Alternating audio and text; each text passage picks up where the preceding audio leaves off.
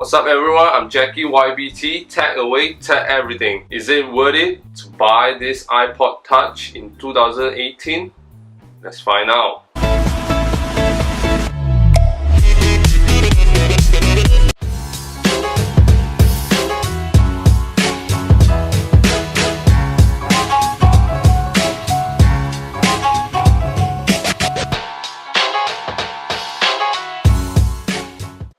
Okay, I'm not gonna bore you guys with spec, but it's essential to let you guys know a bit of information about this iPod Touch third generation. I will list it out here. Okay, so 3.5 inches of non-retina display, 320 x 480 display, 165 ppi. There's a layer, air gap that separate the glass and the touch screen. There's a gap in between. So you can touch it, it's not that natural kind of feel. They changed it after they released the iPhone 4, but they reuse it for the iPad 2017, the budget version one. It weighed at 115 grams, pretty light, and 8 millimeters of the thickness. Okay, 789 milliamp the battery, and Bluetooth 2.1. So like I said earlier, the display is not that good. Pixel density is 165, so you can see the pixelated around the icon,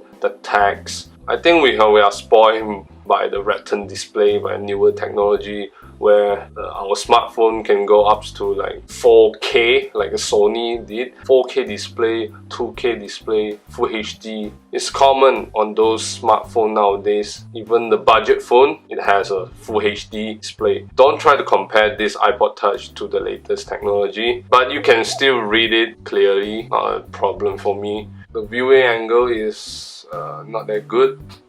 So when you tilt it slightly a bit, the color like wash out. So this is the maximum brightness and this is the minimum. You cannot call, you only can use it through the Wi-Fi. You cannot put SIM card inside to activate the data, 3G, 4G, no. And this Wi-Fi is support like B and G, so faster Wi-Fi is not supported. Bluetooth 2.1, supporting most of the Bluetooth devices. You can stream it, your music on your car, something like that. There's no GPS on this device. It supports ambient light sensor, no gyroscope, no nothing fancy feature, very basic. So the battery life comes with 789 milliamp battery. That is small, and after 9 years of usage, this battery couldn't hold up even half a day. You cannot. The battery, it will literally like dropping a few minutes, it will drain half of the battery.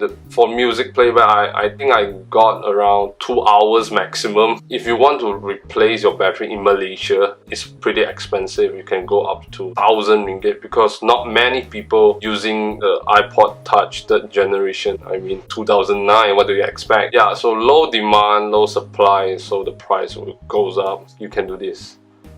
I mean, look at that. You cannot get this feature on their latest iOS.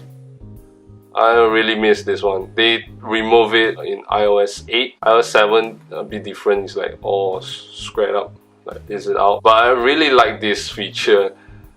You know, it's so cool. You can tap on it and then see your music. Yeah, and then play a song. Just gonna show you, let you listen some of the music for a while. So this is the speaker.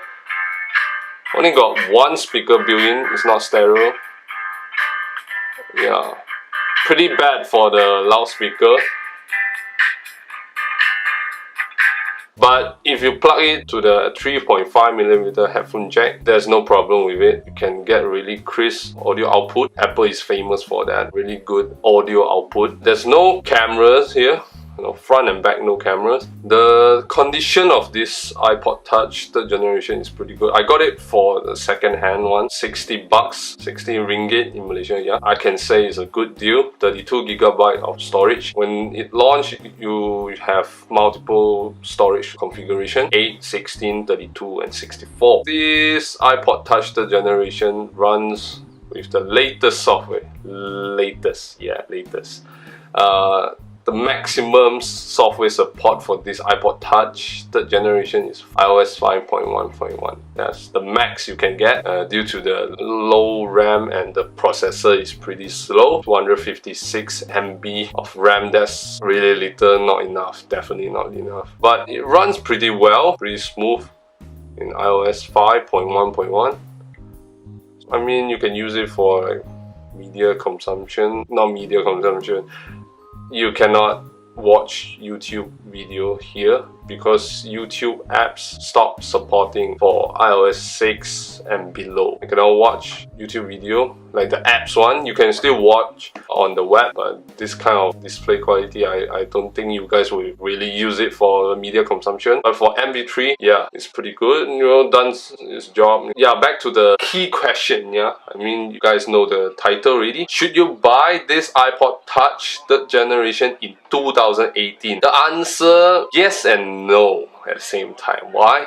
Okay, let's say yes. Yes, if you really want a cheap MP3 player, you can get it second hand. There's no new one, right?